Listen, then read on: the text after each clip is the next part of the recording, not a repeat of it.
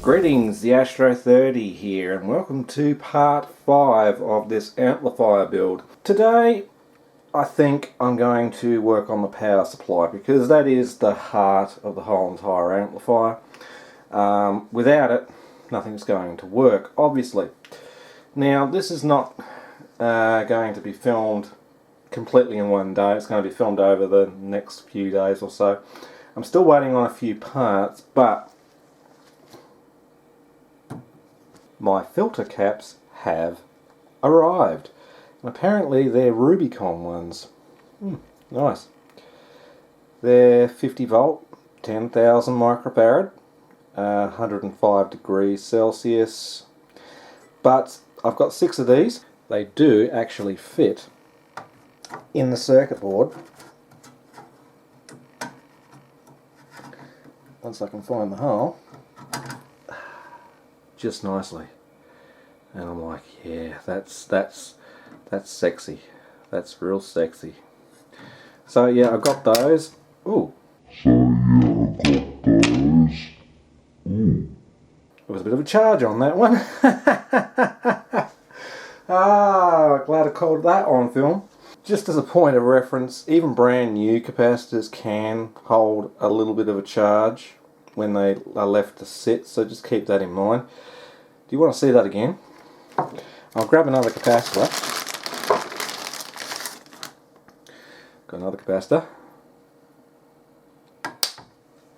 Yeah! This is a new fun game.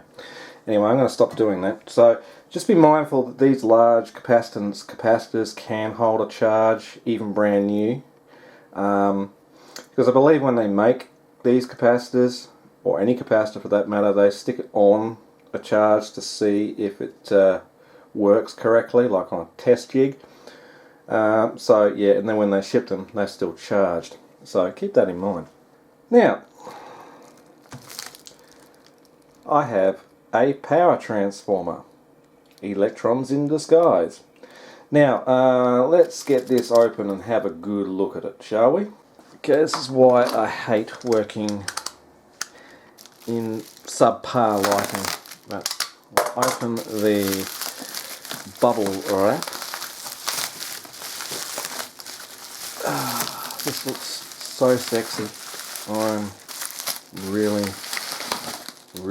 looking forward to this. This is a 300 VA toroidal transformer series.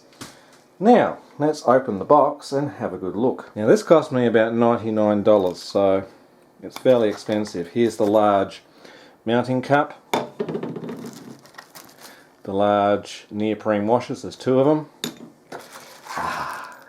the bolt and nut that you need to mount the damn thing, and of course the transformer, which is actually smaller than the box, but it is quite considerably heavy. It's 2.6 kilograms, but ta-da! This is a monster, but there are bigger ones. There are like 1,000 VA ones, which are way bigger than this. Let's see. They do say on here what the primary fuse should be, made in China. It says it requires a 5 amp primary fuse, so that is the fuse that you would use. You've got 6 amps per 25 volt winding on the secondary, so that should be more than enough current. So let's see. That looks absolutely sexy. And it just clears the top of the case nicely. It's not going to cause issue with mounting the top cover, which I don't have access to at the moment, but yeah, I can really afford to move it all the way over here. I want to keep this as far away from the preamp as possible, so I've mounted it as hard back as I can. Of course, rotate this around so that the secondary wires can go to this circuit board. But yeah, I'm also going to have to leave some room somewhere on the chassis here to mount the primary wires into a terminal block, so that the fuse can come into the terminal block, then go out to the power switch, and then come back from the power switch back into the active of the secondary, and then one for the neutral going back to the power plug. So in the end, I probably mount it somewhere about there, I don't know, but it's all come together, and I'm really glad to see that. But it will make the case quite heavy on that side, not so much on that side, but yeah, there is some weight in there, and it will cause this panel to flex a little bit if it's bumped. But yeah, so I'm glad to see those capacitors, and I'm glad to see that transformer. I guess the next thing to do is to start assembling that monster PCB. Yeah, but what I might do first is, whilst it's all flat and unassembled, is just mark round the holes where I'm going to be mounting said power supply. Somewhere there like that might be fine. And yeah, then drill out the holes with the standoffs, and make sure it all fits, and then start assembling. So that'll be the next step, is the assembly. It's a few days later, and I've had to basically have a break from this. Been working really hard, weird hours, and not feeling all the best at the same time. The issue I was going to have with this power supply is the heat sinks. Now, I cannot get, in JCar anyway, heat sinks that have this type of mounting. Well, I can, but not of this width. See, I got these two this morning, which do actually fit around where the footprint is, and they do have locator pins on them, but you can't solder to these obviously because they're aluminium. But yeah, these don't fit in the holes either, so I'm probably going to have to remove those. But I did order some online from China that are exactly this size with the correct footprint, but they won't be here in until about a month, and I just want to get it built. So I'll be using these instead of what I had from JCar, and I'll show you. I did buy two of these, but again, the solder pins that are on it don't even fit the footprint either. Plus they're too wide, and they're going to come into contact with these resistors either side here. So they're no good either, so I won't be using them. I've also changed my mind with the FR104 diodes, and I'm going to use just standard 1N4007s. For the way this circuit works, I don't see the need to be using fast recovery diodes. Let's just take a quick look at the schematic. Now, they're using two FR104s here on the positive and negative regulators respectively as some form of bypass, and there's one here going to pin 4 of the micro PC 1237, which is used as the loss of AC detection. Now, I still don't see any need for fast recovery diodes in either place, but I do hear you ask a most valid question: what is a fast recovery diode? Well, a fast recovery diode is what the name implicates. It's basically a diode with a fast recovery time. That is, when dealing with rectifying AC signals, it has basically a fast recovery time from going from a reverse bias state to a forward bias state. So it's the time it takes for the diode to recover from the reverse biasing state to the forward biasing state to allow current to flow through the diode when it's forward biased. That's basically why you would use a fast recovery diode. And in this particular circuit, I can't see the need to even have a fast recovery diode. I mean, yeah, sure, you've got your loss of AC detection, and if you use a fast recovery diode here, you may shave 200 milliseconds on the time it takes for the relay to actually drop out when the power is turned off. Other than that, Yeah, the reason probably why he used the FR104s is probably because he's got a stack load of them in his stock, and that's what he designed his circuit around using, instead of 1N4001s, which would have done exactly the same thing. Because I've checked the specs on these diodes, they're 400 volt 1 amp. The diodes I'm going to be using are 1000 volt 1 amp. So yeah, that's what I'm going with, 1N4007. So I also received my bridge rectifier, well, 3 of them. These are, I'll get one out. These are a GBJ810. Now these are a 10 amp rectifier diode, or bridge rectifier I should say, and they just fit neatly in the board there. So this is the correct type of style of bridge rectifier to use with this board. I did actually try putting it in backwards and couldn't figure out why the pin spacing was different. Well, you'll notice that there's a wider gap here between the positive connection and the AC connection, and the rest are all smaller between the other 3 pins. Well, this larger gap denotes where the positive is, and it means you can only insert this in the board round one way.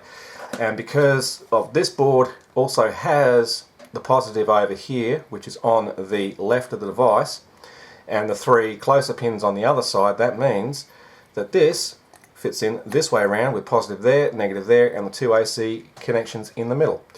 And this is the perfect bridge rectifier to use for this circuit board. So if you get one of these, I recommend using the GBJ810, and I think a 10 amp rectifier is going to be more than enough.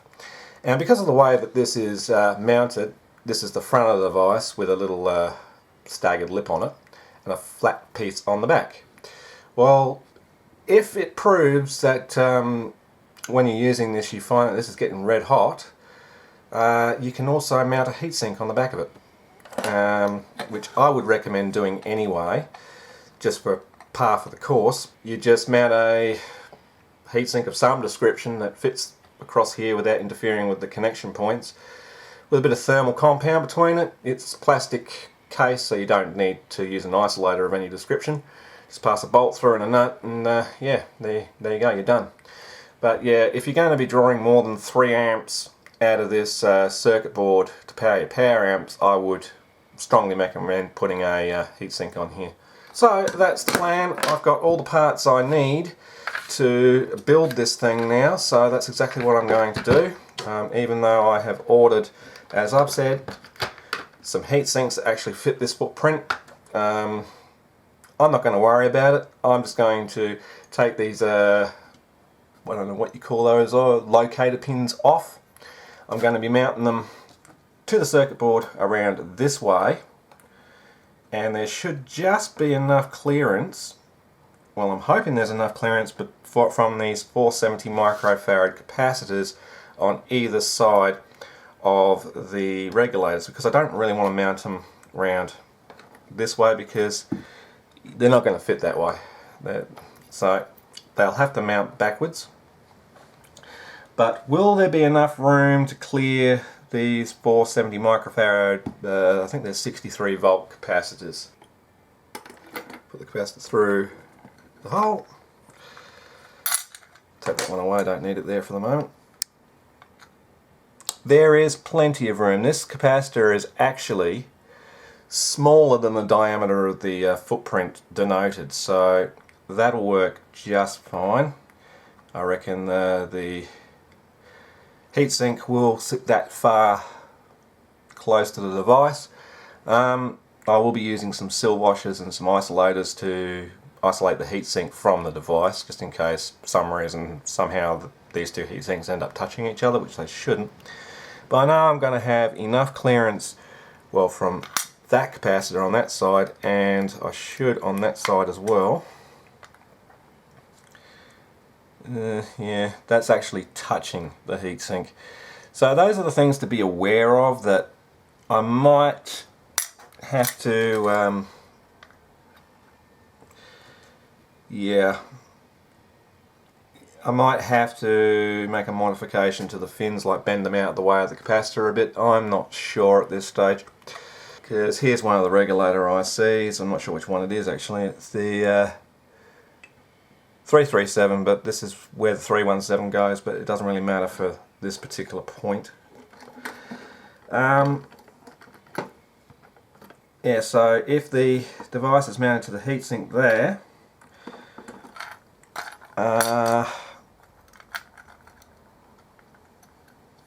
with that at direct right angles,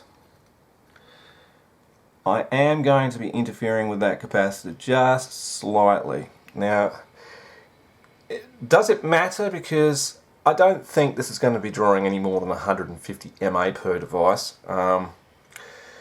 But what is that? Okay, so using the power law, we're going to have an output voltage of 15 volt. So it's voltage times current. So it's times 0.15, which is 150 mA. You're looking at a dissipation wattage of 2.25 watts. Now, that's in a worst case scenario of the maximum current draw. That means that these heat sinks are going to get pretty hot. You'll probably get to the point where you won't be able to touch them. But it will still be enough heatsink or adequate heat sinking for the device. I don't think the current draw is going to get anywhere near that, but yeah, that's something I've got to be aware of. That that when this is all mounted, that this heatsink is probably, its fins are going to touch that capacitor. I mean, it's awfully hard to get this actually straight in there with that capacitor in there. So I'd have to bend the ends of each of each of these heat sinks about halfway down, out a little bit, all the way up, but not so much so, because there is two resistors here and here which I've also got to be, well, here anyway, that I've got to be concerned about not having the heatsink contact it in any way. So that's why I would bend it about halfway. So I know this video for a simple power supply is getting a little bit long in the tooth at the moment, but these are the things I've got to work out, and it's got to be done right, and it's got to be done thoughtfully, because if you want the power supply to last, you've really got to build it correctly. And when I say building it correctly, I mean thinking about components touching heat sinks and what other components the heat sink's actually coming into contact with. Things like that.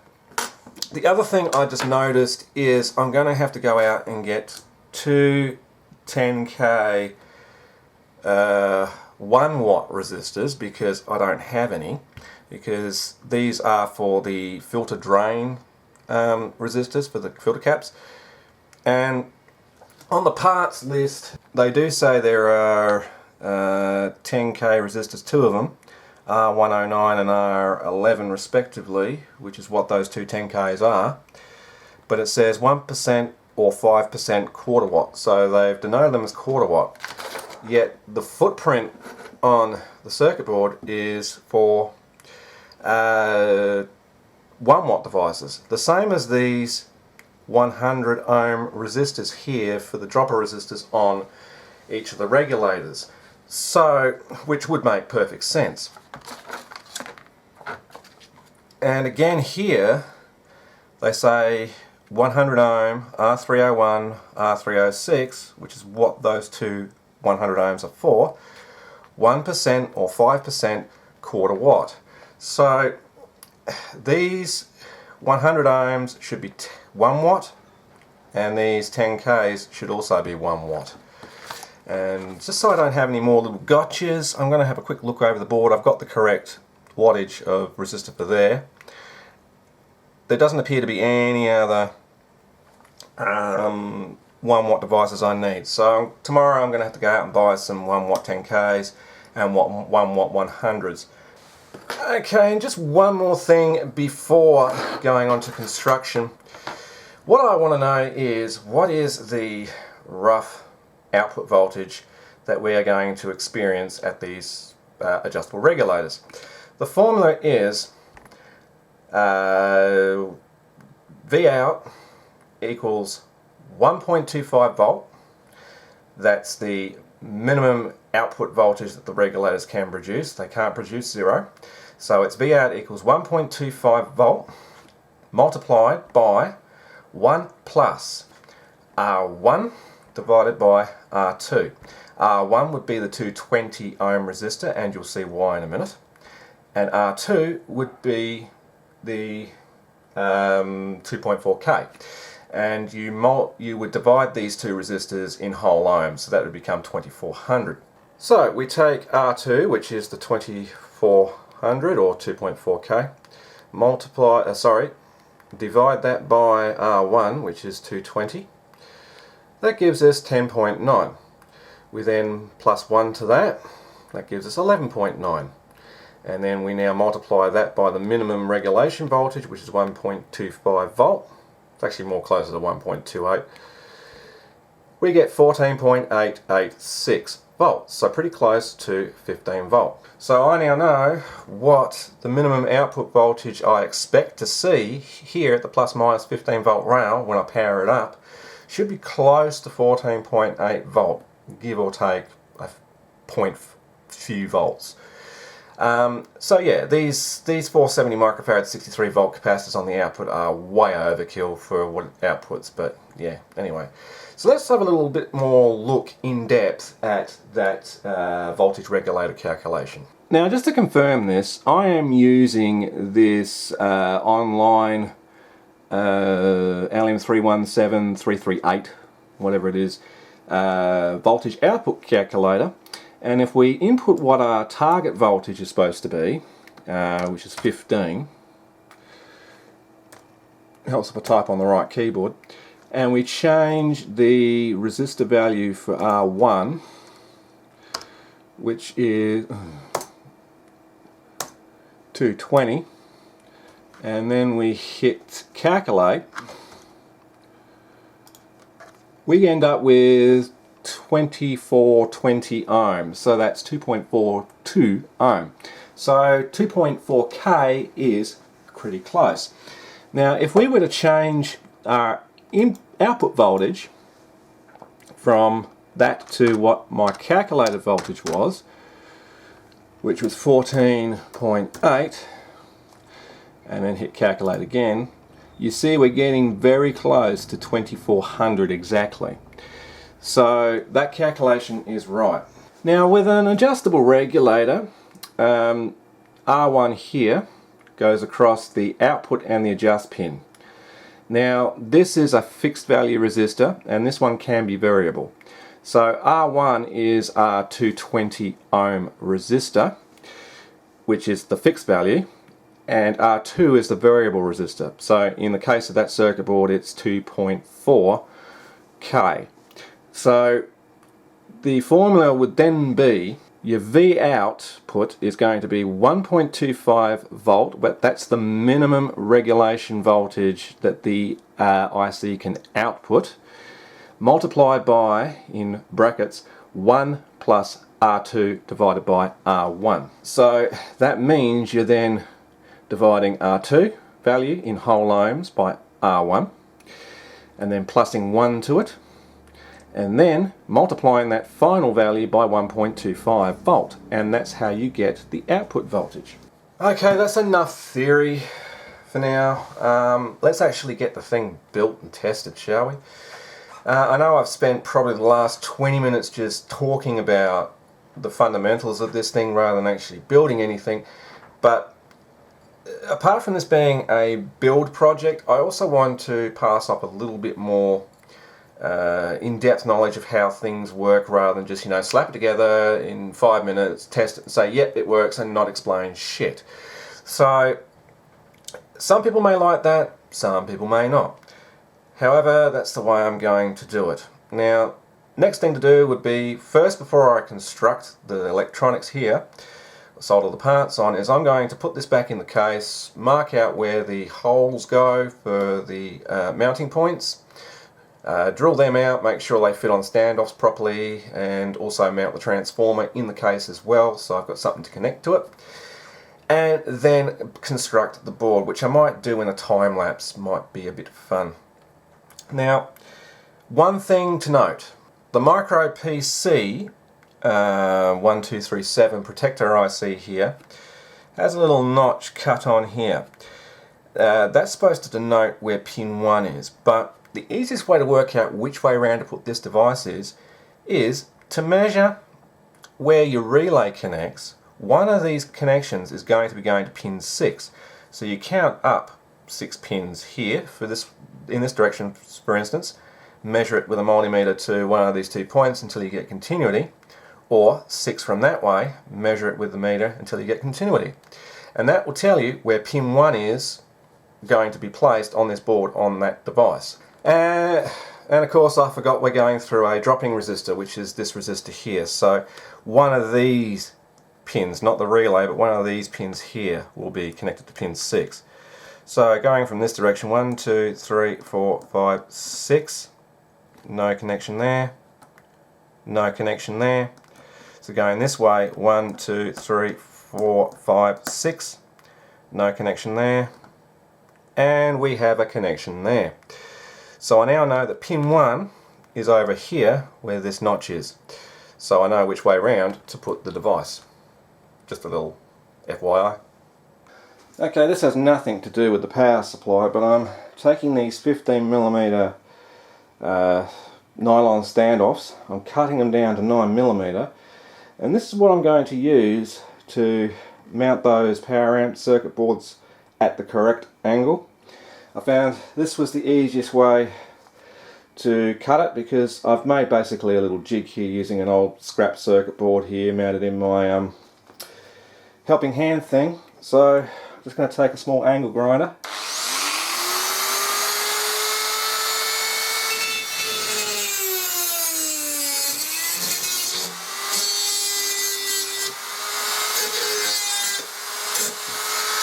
and do that. And that, I've already done it twice, this is the 3rd time, so that should be around 9mm, which it is. So that's perfect. Okay, there we go. I've got the power amps mounted in. I had to put a washer under one of these standoffs because, well, it was cut a little bit short. But the boards are now at the correct level. They're not sticking up at an angle at the end there, so that's fine. The holes for the power supply module are drilled and it's temporarily screwed in to see what it looks like. I don't have the power transformer in yet. There's a reason for that, but he goes just there. There's a bolt sticking up here for the mains earth, a bolt sticking up here for the circuit earth. Now with that, I'm probably going to take the 0 volt from the power high power side of the power supply to ground that, the power amps to ground to that, and the output socket to ground to that. And that's the only things I'll ground. So now the time has come to actually assemble this board, now that I've spent half the day mucking around with this.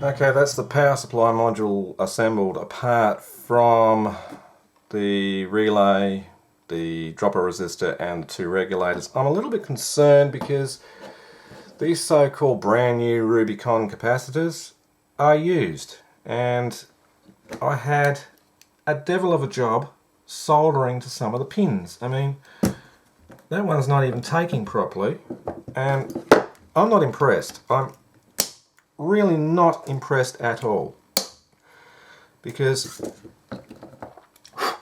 it shouldn't be like that. You know, I mean, I'm going to be contacting the seller later, and I'm going to be really telling him how disgusted I am the fact that you sold me used capacitors, and you said in your listing that they were brand new. So I'm going to try and get a refund. So I'm concerned that these capacitors even work at all, to be honest. And these copper tracers take a hell of a lot of heat. And I'm using my other soldering iron for that, and it's still proving challenging to solder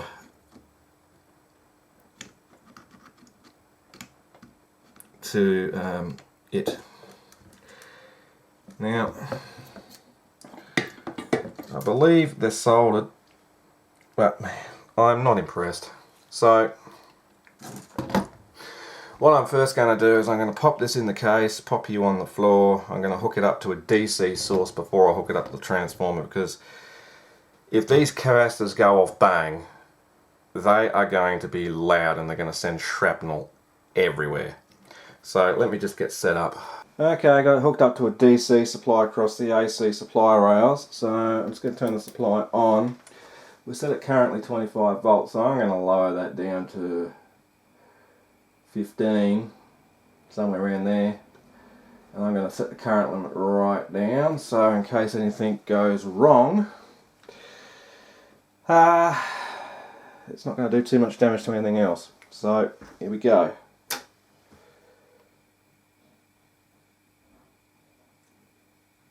We had a bit of a current jump as the filter cap's charged, and then it settled down. So I'm just going to leave that run at 15 volt for a few minutes and see what happens. Okay, it's been running for about 5 minutes and nothing unusual is happening. Bridge rectifier is cold. I can feel mains hum from a transformer, that's only because it's coming from the power supply. Everything seems alright. There's around about 14 odd volt plus minus on the VCC line, so that correlates to the 15 volt on the supply.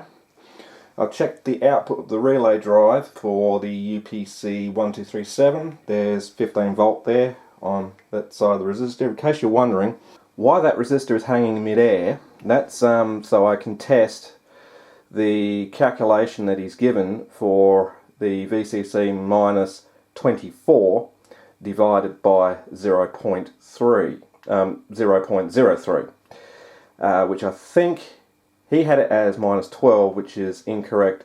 The 12 is for a 12 volt relay.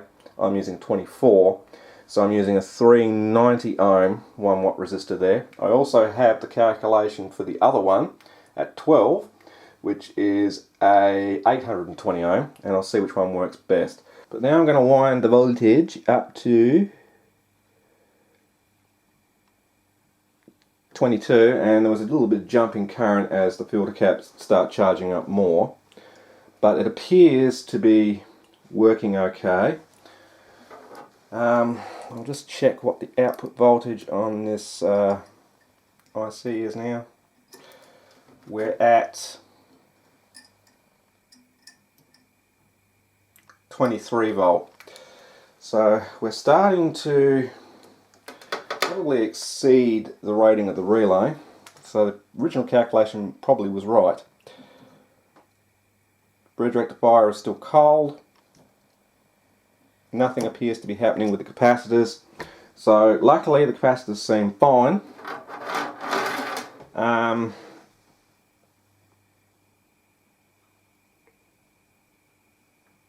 So wind it all the way up to 30 volt. Turn the current limit off. and everything's remaining stable at 30 volt, so nothing is bulging. These are plastic caps anyway on the top of the capacitors, so they're not going to show you anything. If they're bulging, that's normal. So just check the voltage there again. We're now at 30 volt, so I don't know what's going to happen when I connect a relay across that. But, okay, because I'm pretty close to the DC voltage that's going to be going into it, which is 35 plus minus. So that's, yeah, probably time to test it on a transformer, but first I want to check the operation of the relay. Okay, well I've got the relay hooked up and the DVM across the relay coil, so I'm going to turn it on and see what voltage I'm getting across the coil now.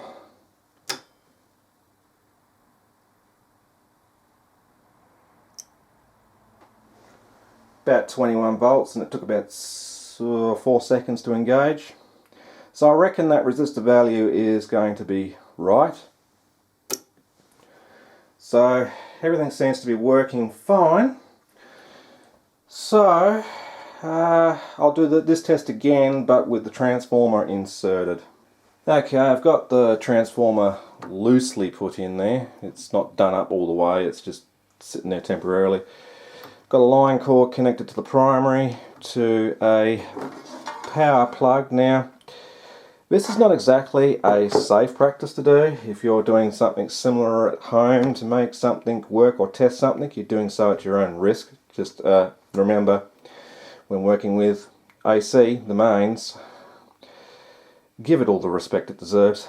Now, you should really be going through a line fuse. This takes a 5 amp fuse on the primary and a power switch, but I don't have either.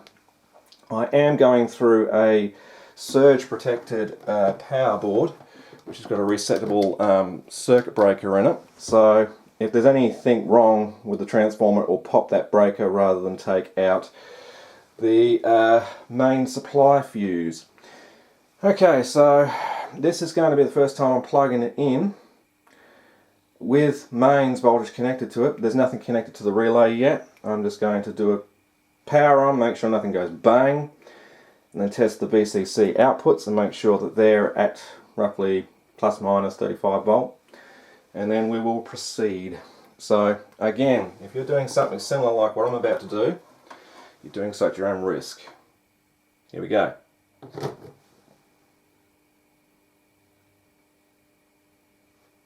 No incident. Okay, so I'm just going to have a listen. The transformer is running, I can hear it humming. I have minus 35 volt there and plus 35 volt there. So the rails are correct. Just unplug that for a minute. So I know that those capacitors are safe to use, and my main VCC voltage is 35 volt, and the capacitors are slowly draining off. I know you can't see the meter, but remember, these are going to hold a charge, so I'm going to take this back out shortly to properly solder in the relay and whatnot, and well, the regulator ICs now. But yeah, just keep in mind that there's going to be a voltage still present on these capacitors, or a charge, so if you short circuit them, you'll know all about it. I did make one change, or two changes. In the schematic here, they're using 256k resistors, one here and one here. This one here goes to this 100 microfarad 50 volt capacitor, which is the time delay constant for the turn on of the relay, which is a roughly 4 seconds. 56k would have been probably closer to 6. This one is used over here as a filter on the left and right inputs to prevent deep bass triggering this IC falsely. Now the thing is, I don't have 56k, I forgot to get them, so I use 47k instead. And over here at the charge constant, won't make much difference, shave a couple of seconds off the time delay, and over here, it is only just a filter. So normally the data sheet just says to use a capacitor. They're using a resistor across it as well. It should still work fine. Okay, so I've got the relay hooked in now and the multimeter across the relay coil. I'm going to plug it back in and see what voltage is developed across the coil. If it's more than 24 volts, I'll change to the 820 ohm resistor instead, and that should cure that problem. So just power it back up and we'll watch the meter.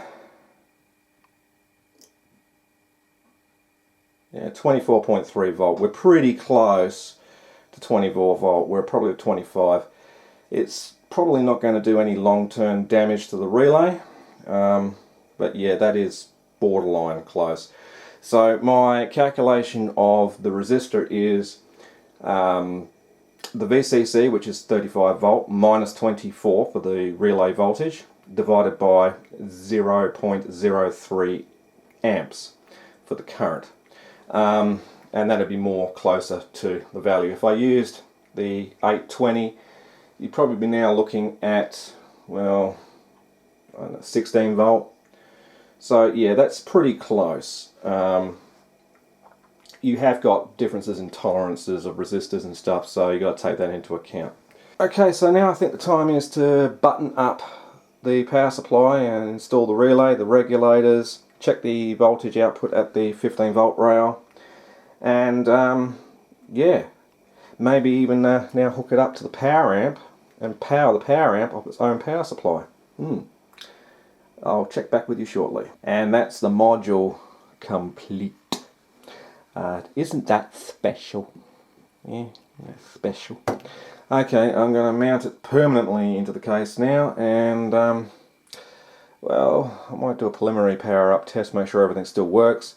Then I'll hook up the power amplifiers. Okay, got the power supply bolted in. I'll tidy these secondary wires up later. I have bolted the transformer down properly now. So I'm just going to power it up and see if the relay engages, or if anything goes bang. Hopefully I've got those ICs around the right way. Soon find out. Here we go.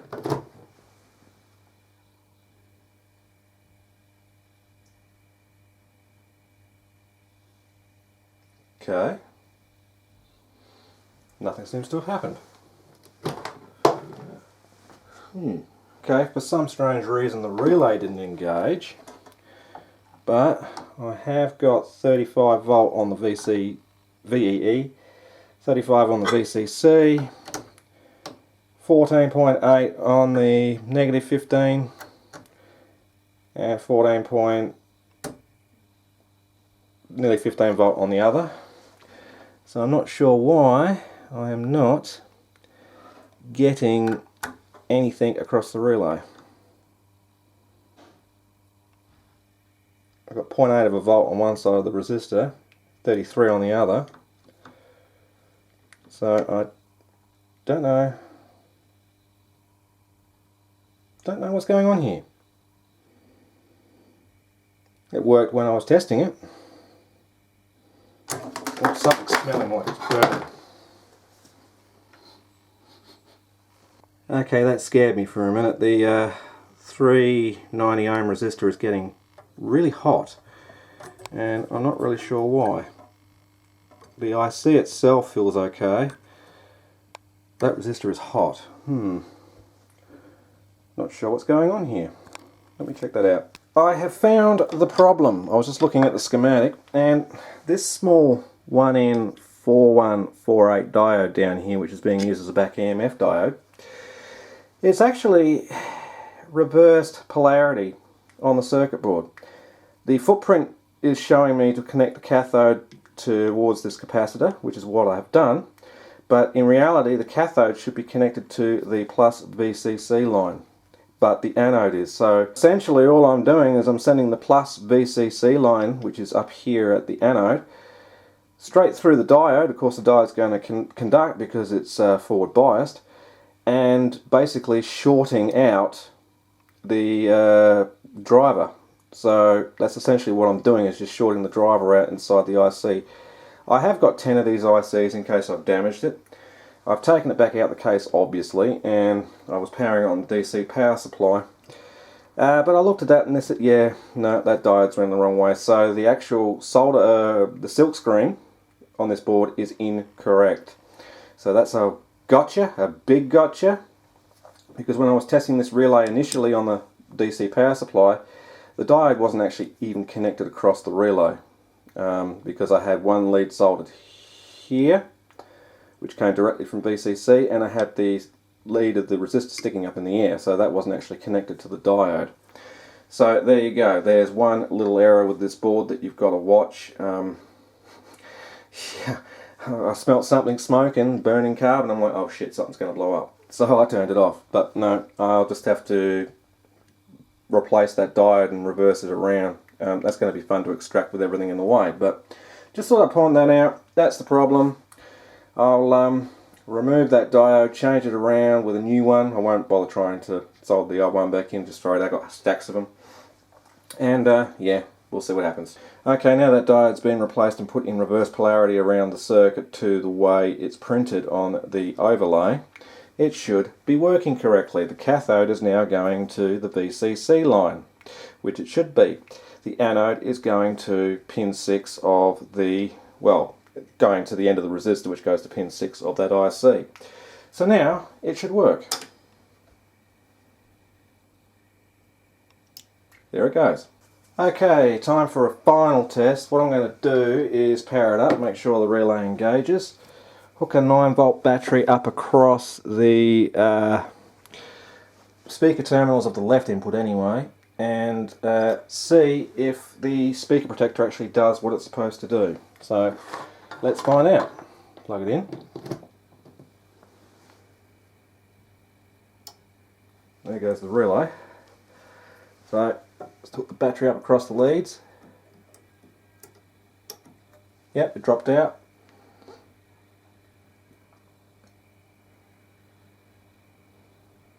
And that was in the positive direction. Might take a while. Come on. Come on. Gee, that's taking a long time. Okay, wow. Seems to be staying in protect mode. Okay, let me just reset that.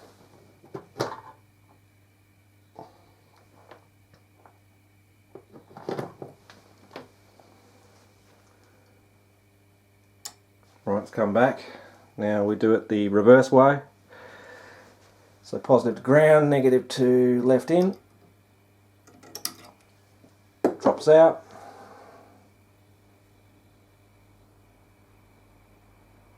And yeah, it doesn't seem to re-engage until you turn it off and turn it back on again. Okay, that's fair enough. Or it might be a really long lag, I'm not really particularly sure. Might leave a minute or two and see if it comes back. In the meanwhile, I'm going to verify voltages to make sure I've got the correct voltages where I'm supposed to have them. See if I can get that to stay in there. No, I can't. That might work. Okay, now the positive 15 volt. We've got 15 and the negative 15 volt. We've got negative 14.8. The VCC line, we're about 34.6 positive, and negative, we're looking at negative 34.6. So, yeah, it's working. The relay has not re-engaged, which is strange for this UPC 1237. The other speaker protector did come back, but yeah, I don't know. Anyway, so that's all good. Now I can hook up the power amplifiers to it and re-isolate the transistors, of course. And now power the power amps from its own power supply. Okay, I've got the power amplifiers hooked up to the power supply now. I've double checked everything's right, it's all grounded to the star point here, and the speaker leads are connected to the protector relay's input. I've got the output of the protector relay on the left channel in this case, connected to a multimeter at 200 millivolts, and I'm just going to see what the actual DC offset is on the output of this channel here, which is the on the right, on the left, at the front. So, okay, wish me luck. Now, if there's any DC, of course, present, the relay is not going to engage in the first place, but let's have a look.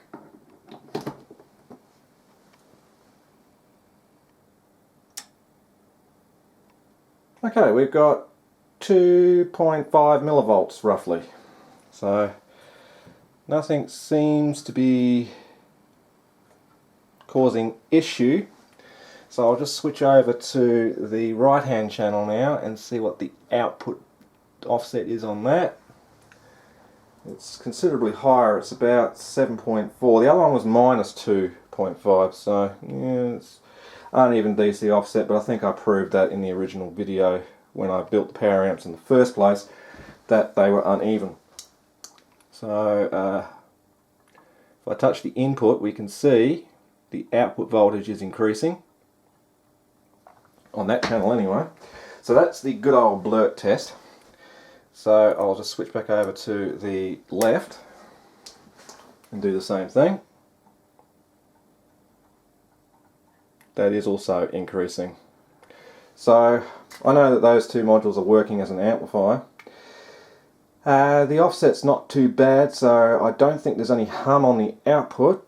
I'm just going to re-verify the output voltages of the supply to make sure that we're still within plus minus 35 volt roughly. So where are we? That's the negative. Helps to put the meter on the correct scale. We're at minus 35 on that rail and 34.6 on the other, plus. So that's working. Now to hook it up to a dummy load and an oscilloscope and function generator and see what the actual real power output of that amplifier on that power supply is now. Okay, got everything hooked up. I'm going to test the right channel. I'm at 1 kilohertz 1.3 volt, which is what I discovered what its input sensitivity is. But now that the voltage, power supply voltage is higher, the input sensitivity by rights should also be higher. So we'll find out. First I'm going to plug it in and see if we even get an output. I've got my probe set to times 10 so I don't blow the oscilloscope up.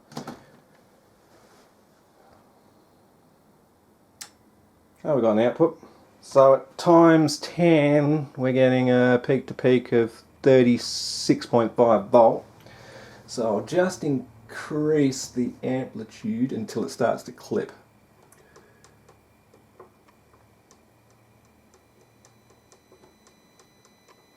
I think it's starting to clip there. We're at 2.3 volt now, and we're getting a output voltage of 60 volt. Glad I'm in times 10. So we've got 60 volt. Right, so we know what our output voltage is. It's roughly 60 volts, so we'll say 60 volt, peak to peak. We'll divide that by 2, well that's easy, that's half. Then we times that by itself, that gives us 900. We then divide that by 8, which is the resistive load. That's apparently 112 watts peak. That is impressive. Okay, so these modules that say they were rated at 100 watt each per channel is pretty bang on accurate. So what is the RMS output then? And we got an RMS of 20.2. So 20.2 RMS multiplied by itself equals that 408, then divide that by the load. We're getting roughly 51 watt RMS, which is quite significant. So that's a pretty powerful amplifier. So far I am impressed. Okay, so the next thing I want to know is what's the current draw at that voltage. So it's 60 volt. To work that out, you need to divide the voltage by the resistance.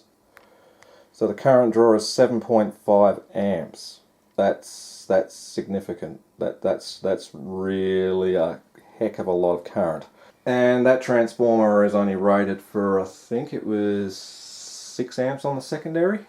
Yeah, 6 amps. Now let's check the left channel. My dummy load's getting slightly warm. So I'll check the left channel now. So I'm just going to power off the unit when I do that, so I don't inadvertently short something. Because all I've got to do is really just move that red wire off and then plug the black wire, which is hanging down, in its place. Okay, we're all hooked up. Now to plug it back in.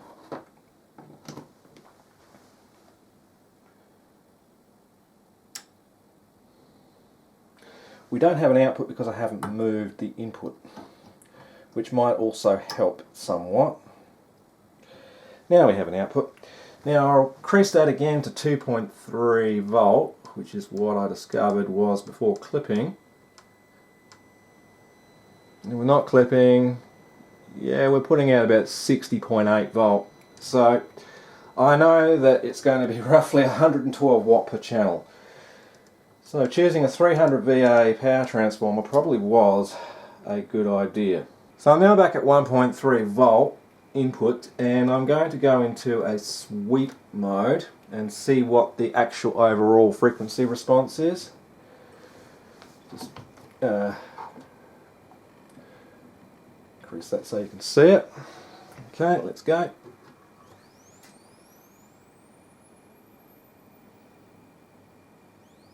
Yeah, it looks relatively flat. We're getting roughly 3.2, 3.1 out. Yeah, no, that's working. So it's got a good flat frequency response. Okay, so I'm happy, nothing's gone bang yet. Now it's time to hook this up to some speakers, because I know it's going to work, and see if there's any hum coming out of it, which there shouldn't be, and also have a bit of a music test. Okay, I got it hooked up to the desktop speakers now. Let's see what happens when I plug it in, so I don't disturb the leads too much and short them.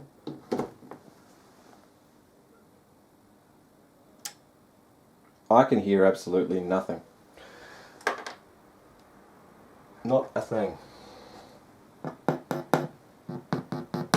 There is no hum audible that I can hear. I can't even hear a hiss. When a preamp's hooked up to it, it might be a different story.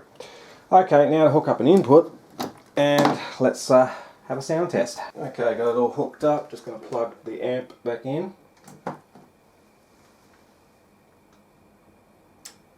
Still don't hear anything. So I'm going to play a track. I've got the volume set at 8.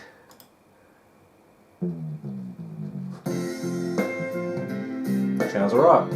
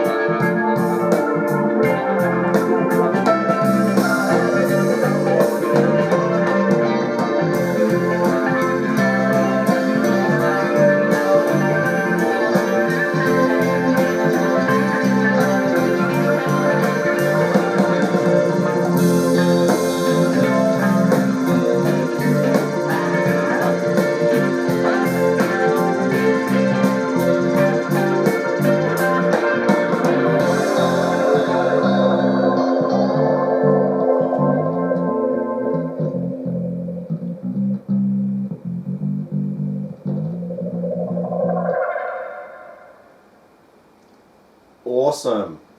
Okay, so that's all working from its own power supply, the amplifier that is, and it's yeah, heatsink's slightly warm. Nothing else is. That resistor down there is cool. The power transformer, yeah, not really.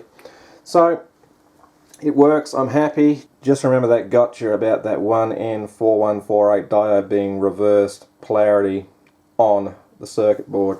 It's not going to work like that. And this thing is quite capable of 110 watts per channel, or we'll say 100 watts per channel into 8 ohm easily.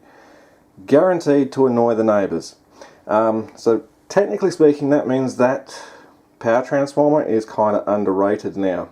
I should have chosen a 500 VA, but getting into 500 VA transformers, you can have surges up to 20-30 amps when you first turn the power switch on, and it can blow your circuit breaker. So can 300 VAs, but you would then need to put a soft start circuit in to overcome that sudden inrush of current, because the filter capacitors here and the diode bridge look like a dead short to the transformer when you first power it up when they're fully discharged. So it tends to draw a lot of current. That's why there is a huge inrush current to start with, until the magnetic flux stabilizes and the capacitors start charging, and then it goes back down to almost zero. I'm going to end this video here. I hope you enjoyed it. I don't know how long it is. It's probably way too long, but yeah, you get that. If you enjoyed it, give me a thumbs up. And yeah, we'll continue on with this project another day when I've got, well, the preamp would be good. Then I can start thinking about my front panel, and waiting for my input selector board so I can start thinking about the rear panel, put in a proper power connector. I'm going to use an IEC socket with an inbuilt fuse. I'm waiting on a power switch which is blue. Ooh. And yeah, I really do want to put fuse protection in on the positive, or at least the positive rail and the negative rail back to the power supply at some point. I don't know how I'm going to do it, but cross that bridge when I come to it. I will tidy this wiring up and, you know, tie the speaker leads here to the rail that's provided, just to keep everything neat. But for now, I'm going to work on that another day, and I'm going to edit this video down. Anyway, thank you for watching. I'm the Astro 30, and if you enjoyed this video, please remember to rate, comment and subscribe below, and you can always follow me on Facebook and Twitter. The links are in the description as usual. Also, you can support me on PayPal by donating as little or as much as you want, because your donation allows me to buy stuff to play around with on the channel. And speaking of channels, check out this guy, 12 Volt Vids. He has some great content to do with electronics on his channel. Anyway, this is the Astro 30 saying see ya, have a great day.